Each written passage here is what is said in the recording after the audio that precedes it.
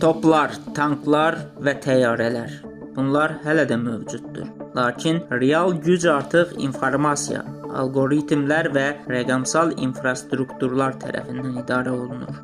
Əziz izləyicilər, dövrümüzün ən vacib aspektlərini sadə, lakin ətraflı şəkildə izah etməyə çalışacağıq. Beləliklə, müasir savaşların gerçək yüzü, süni intellekt, kiber müharibə, rəqəmsal döyüş meydanı, böyük güclər arasında rəqəmsal yarış nədir?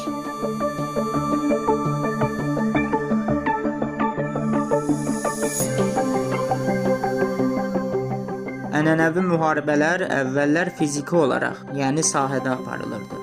İndi müharibə məlumatlar, proqram təminatı, şəbəkələr və informasiya sistemləri üzərində aparılır. Daha dəqiq desək, əvvəllər sahədəki əməliyyatların taleyini ordunun texniki gücü və zirəkliyi həll edirdisə, indi informasiya texnologiyalarından düzgün istifadə də əsas şərtə çevrilir. Məsələn, süni intellekt idarə etmə mərkəzlərinə qərar dəstəyi verir. O, düşmən hərəkətlərini proqnozlaşdırır və sahədə ani qərar qəbulunda önəmli yer tutur. Bundan başqa, pilotsuz uçuş aparatları, quru və dəniz robotları artıq süni intellekt sayəsində öz qərarlarını özləri verə bilirlər. Süni intellekt həm də fake görüntülərindən istifadə etməklə düşmən elementlərini müəyyən edir.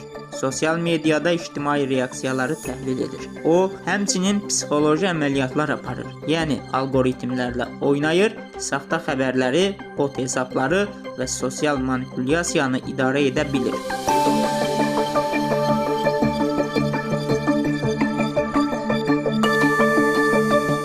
Kiber müharibə dövlətlər və ya böyük qruplar tərəfindən düşmən infrastrukturunun hədəfə alınmasıdır. Bunlara elektrik şəbəkələri, hökumətin veb saytları, maliyyə sistemləri, rabitə şəbəkələri və hətta peyklər daxil ola bilər. Məqsəd bir ölkənin strateji hədəflərini məhv etməklə onun döyüş qabiliyyətini sıradan çıxarmaqdır. Bir neçə yaşanmış real nümunələrlə fikirlərimizə aydınlıq gətirir.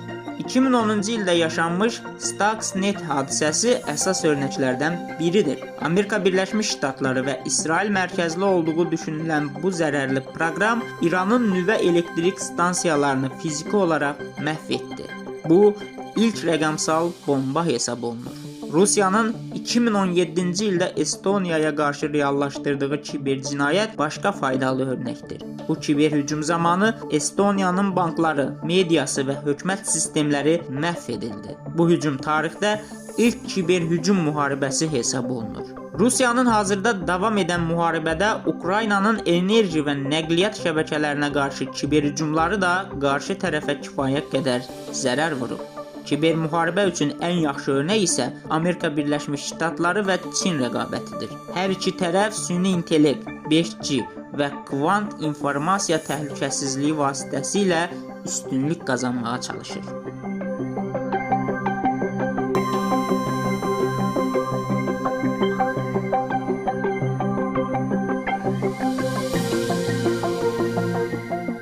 İndi danışdığımız bu iki elementin birləşməsi sayəsində ortaya çıxan ağıl almaz reallığa baxaq. Süni intellekt və kiber müharibə kimi yeni savaş üsulları birləşərək bir növ rəqəmsal döyüş meydanı formalaşdırırlar. Belə ki, süni intellekt hücumların hədəfini və vaxtını müəyyən edir. Kiber alətlər isə fiziki zərər vermədən onları neytrallaşdırır. Xəyali bir örnəklə bunun necə işlədiyinə nəzər salaq. Əvvəlcə süni intellekt hər hansı bir ölkənin elektrik şəbəkəsində zəif nöqtə tapır. Kiber hücum həmin nöqtəni sıradan çıxarır. Sonra dronlar işə düşür, onlar həmin ərazini hədəf alır. Beləcə ictimai panika və sosial mediada dezinformasiya yayılır. Başqa sözlə, artıq algoritmik müharibə dövrü başlayır.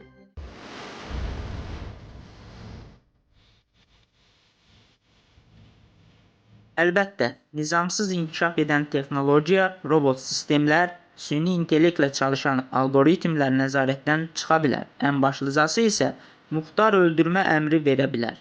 İnsan müdaxiləsi olmadan öldürmə əmrləri verə bilən sistemlər hər an təhlükə mənbəyinə çevrilmək riski daşıyırlar. Süni intellekt həmçinin manipulyasiyanı daha sürətli və çevik edir ki, bu da saxta məlumatlarla ictimaiyyəti çaşdırmaq, həqiqəti məhv etmək üçün yetərlidir.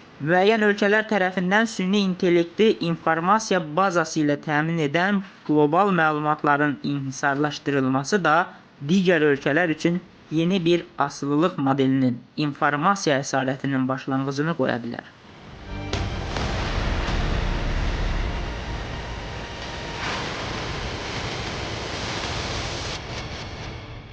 Kibermüharibənin artması yaxın gələcəkdə fərqli yeniliklər doğura bilər.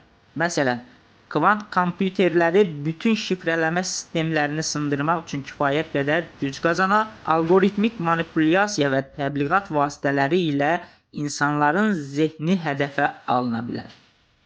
Xülasə, 20-ci əsr və daha öncəki müharibələr ərazi uğrunda olsa da, 21-ci əsrin müharibələri məlumat bazalarını və zehinləri idarə etmək uğrundadır. Qalib isə ən çox silaha sahib olan tərəf deyil, algoritmi ən yaxşı idarə edən tərəf olur.